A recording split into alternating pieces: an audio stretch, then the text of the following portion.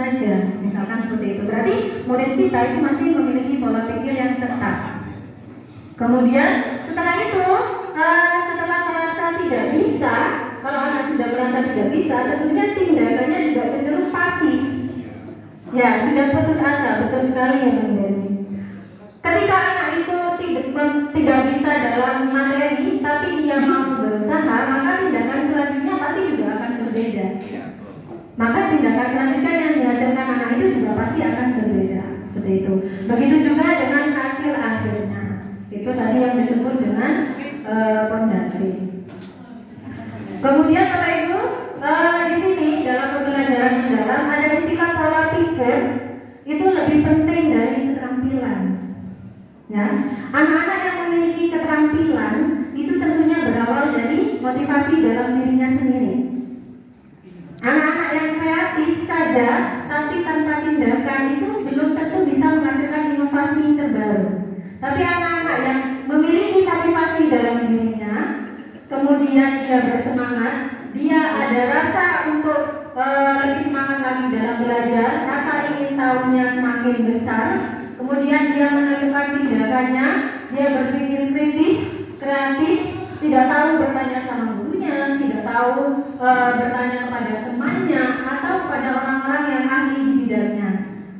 Tentunya akan menghasilkan karya-karya baru yang mungkin Bapak Ibu di kelas sudah pernah melakukan pembelajaran berbasis proyek mungkin.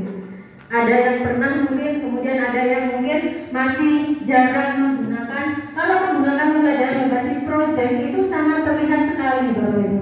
Mana anak yang motivasi dalam dirinya masih rendah dan mana anak yang motivasi dalam dirinya sudah tinggi. Kadang anak yang pintar dalam materi, ketika ada proyek, ada kegiatan pembelajaran yang membutuhkan keterampilan, ada yang pasif.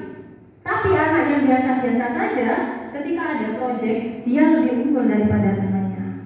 Maka dari itu, itulah pentingnya pola pikir mempengaruhi tindakan apa selanjutnya terhadap kita dan juga murid-murid kita. Begitu.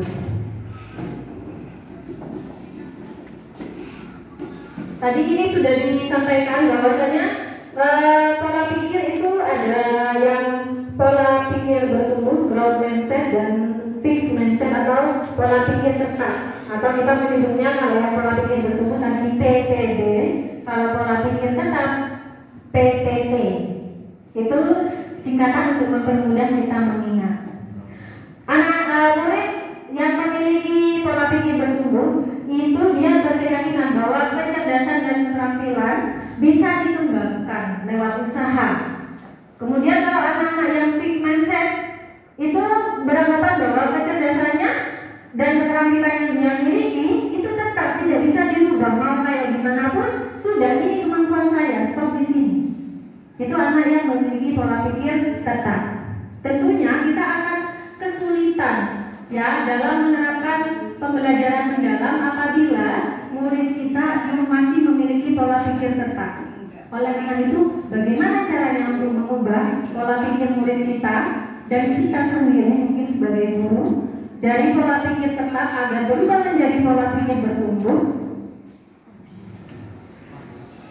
Nah, ini Bapak Ibu. Itu dalam bahasa Inggris, Bu Melinda, disebut mindset ya, ada mindset kita. Nah, bagaimana cara mengubah pola pikir tetap menjadi pola pikir bertumbuh? Yang pertama, kita coba mengenali suara PPT yang ada di dalam kelas atau murid kita. Biasanya anak-anak hari ini kita belajar tentang pemetaan yang menggunakan aplikasi Google Maps ya, misalkan. Jangan salah Bapak Ibu, murid-murid kita itu ada yang gaptek. Ya, sebenarnya Bapak Ibu sudah tahu, murid kita itu ada yang gaptek, tidak bisa membaca tuntunan ada.